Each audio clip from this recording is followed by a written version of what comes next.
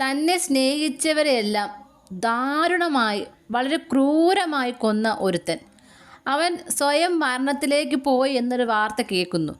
ആ ഒരു വാർത്ത എത്രമാത്രം സത്യമുണ്ടെന്ന് അറിയില്ല. കാര്യം മരണപ്പെട്ടു എന്ന് പറയുന്നുണ്ട്, കോമ സ്റ്റേജിലേക്ക് പോയെന്ന് പറയുന്നുണ്ട്.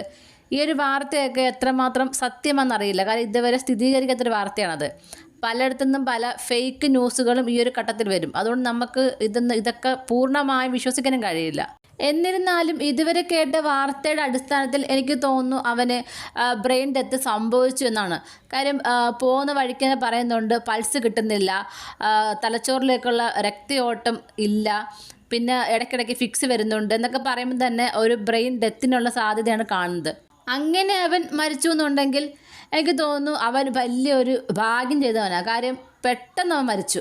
കാര്യം ഇത്രയേറെ ക്രൂരത ചെയ്തിട്ടും ഒരു കഷ്ടപ്പാടും അനുഭവിക്കാതെ മരിച്ചു. അവൻ എന്ത് കഷ്ടപ്പാട് അനുഭവിച്ചു? ജയിലിൽ പോയാലും അവൻ സുഭിക്ഷമായിട്ട് ഭക്ഷണം കഴിച്ചു, ജോലി ചെയ്യണ്ട, TV കാണാം, അങ്ങനെ ഒരുപാട് സൗകര്യങ്ങൾ അവനുണ്ടായി. അവൻ്റെ റൂമിൽ എനിക്ക് തോന്നുന്നു വേറൊരു സഹ തടവുകാരുണ്ടായിരുന്നു. കാര്യം ഇവ ഇടയ്ക്കിടയ്ക്ക് ആത്മഹത്യ ഭീഷണി മുഴക്കുന്നത് കൊണ്ട് ഒന്ന് വാച്ച് ചെയ്യാൻ വേണ്ടിയിട്ട് ഇവൻ്റെ കൂടെ ഒരാളുണ്ടായിരുന്നു പറയുന്നു. അപ്പം ഇവരുടെ എല്ലാം കണ്ണ് വെട്ടിച്ചുകൊണ്ടാണ് അവൻ ഈ ഒരു പ്രവൃത്തി ചെയ്തിരിക്കുന്നത്. അതുപോലെ തന്നെ മറ്റൊരു വാർത്തയോട് കേൾക്കുന്നുണ്ട്, കോമ സ്റ്റേജിലേക്ക് പോയി. അതായത് ശരീരം അനങ്ങില്ല, മനസ്സിനെല്ലാം അറിയാൻ കഴിയുന്നൊരവസ്ഥയിലേക്കാണ് പോയിരിക്കുന്നത് എന്നൊക്കെ പറയുന്നുണ്ട്. അങ്ങനെയാണെന്നുണ്ടെങ്കിൽ അവൻ ഈ ഭൂമി ചെയ്ത ക്രൂര പ്രവൃത്തിയുടെ ഫലം അവൻ അനുഭവിച്ചിട്ടേ പോകൂ. പക്ഷേ അതിനേക്കാളും കൂടുതലും ബ്രെയിൻ ഡെത്ത് സംഭവിച്ചു എന്ന രീതിയിലുള്ള വാർത്തകളാണ് ഭൂരിഭാഗം കേൾക്കുന്നത്. അതിനുള്ള ചാൻസുമാണ് കാണുന്നതും. സാധാരണ ഒരാൾ മരിക്കുക എന്ന് പറയുമ്പോൾ ഏതൊരു മനുഷ്യനും തോന്നുന്നത് വിഷമമുള്ള കാര്യം. പക്ഷേ ഇവനെപ്പോലുള്ളവർ മരിച്ചു എന്ന് പറയുമ്പോൾ, അല്ലെങ്കിൽ ഇവൻ കോമ സ്റ്റേജിലേക്ക് പോയെന്ന് കേൾക്കുമ്പോൾ സാധാരണ ജനങ്ങൾക്ക് തോന്നുന്നത് ഇവൻ അങ്ങനെ തന്നെ വേണം, ഇവൻ അത് തന്നെ വേണം എന്നാണ് തോന്നുന്നത്. പക്ഷേ ഇവനെ സപ്പോർട്ട് ചെയ്യാനും കുറേ ആളുകളെ കൊണ്ടിടെ ഭയങ്കര മനുഷ്യ സ്നേഹമുള്ള കുറേ ആളുകൾ. കാര്യം എന്ന് പറഞ്ഞാൽ ഇവനെ കുറിച്ചുള്ള വീഡിയോസ് ന്യൂസ് വരുന്നൊരു താഴെയിൽ കുറേ മനുഷ്യസ്നേഹികൾ വന്ന് ഭയങ്കര പ്രകടിപ്പിക്കുക. എനിക്ക് അവരോട് പറയാനുള്ള ഒരൊറ്റ കാര്യമേ ഉള്ളൂ, നിങ്ങളൊരു കാര്യം ചെയ്യ്, അവന് വേണ്ടിയിട്ടുള്ള ട്രീറ്റ്മെൻറ്റൊക്കെ നിങ്ങളുടെ ചിലവിൽ നിങ്ങൾ ചെയ്യ്.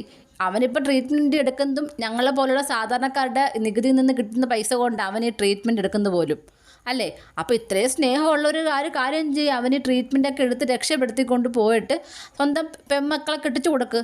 അതായത് ഇവിടെ കുറേ ആളുകളുണ്ട്, കഞ്ചാവ് അടിക്കുന്നവർക്കും കൊല ചെയ്യുന്ന ആളുകൾക്കൊക്കെ ഒരുപാട് സപ്പോർട്ട് ചെയ്യുന്ന കുറേ ഫാൻസ്.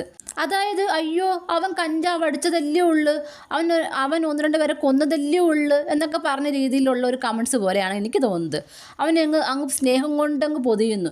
ഇത്രത്തോളം സ്നേഹമുള്ള ആളുകളൊക്കെ വിളിച്ചുകൊണ്ട് പോയി അവരവരെ വിട്ടുകൊണ്ട് നിർത്തുക. അല്ലാതെ ഞങ്ങളെപ്പോലെ സാധാരണ ആളുകളുടെ കയ്യിൽ നിന്ന് കിട്ടുന്ന നികുതി കൊണ്ട് ഇവനൊന്നും ട്രീറ്റ്മെൻറ്റ് ചെയ്യാൻ പറ്റത്തില്ല. എന്തിനാണ് ഇത്ര ക്രൂരമായ ഒരുത്തിനൊക്കെ ഇത്രയും ട്രീറ്റ്മെൻറ്റ് ചെയ്ത് ജീവിതത്തിലേക്ക് കൊണ്ടുവരുന്നത്? ഒരുപാട് നല്ലവരായ മനുഷ്യന്മാരുണ്ട്, കുഞ്ഞു കുട്ടികളുണ്ട്, അസുഖം മൂലം കഷ്ടപ്പെടുന്നവർ, ഇപ്പോൾ ആ ചികിത്സയ്ക്ക് വേണ്ടി പൈസ ഇല്ലാതെ കഷ്ടപ്പെടുന്നവർ. അവർക്കൊക്കെ വേണ്ടിയിട്ടാണ് ഈ പൈസ വിനിയോഗിക്കുന്നതെങ്കിൽ ഞങ്ങൾക്ക് സന്തോഷമുള്ളൂ. അല്ലാതെ ഇവനെപ്പോലുള്ള ദുഷ്ടന്മാർക്ക് വേണ്ടിയിട്ട് പൈസ ചിലവാക്കാൻ സാധാരണക്കാരുടെ നികുതിപ്പണം ചിലവാക്കേണ്ട യാതൊരു ആവശ്യവുമില്ല. എന്തായാലും അവൻ ഇങ്ങനെയൊന്നും മരിക്കേണ്ടവനല്ലായിരുന്നു. അവൻ്റെ മരണം സംഭവിച്ചിട്ടുണ്ട് എങ്കിൽ അവൻ ഇങ്ങനെ മരിക്കേണ്ട ഒരാളല്ല.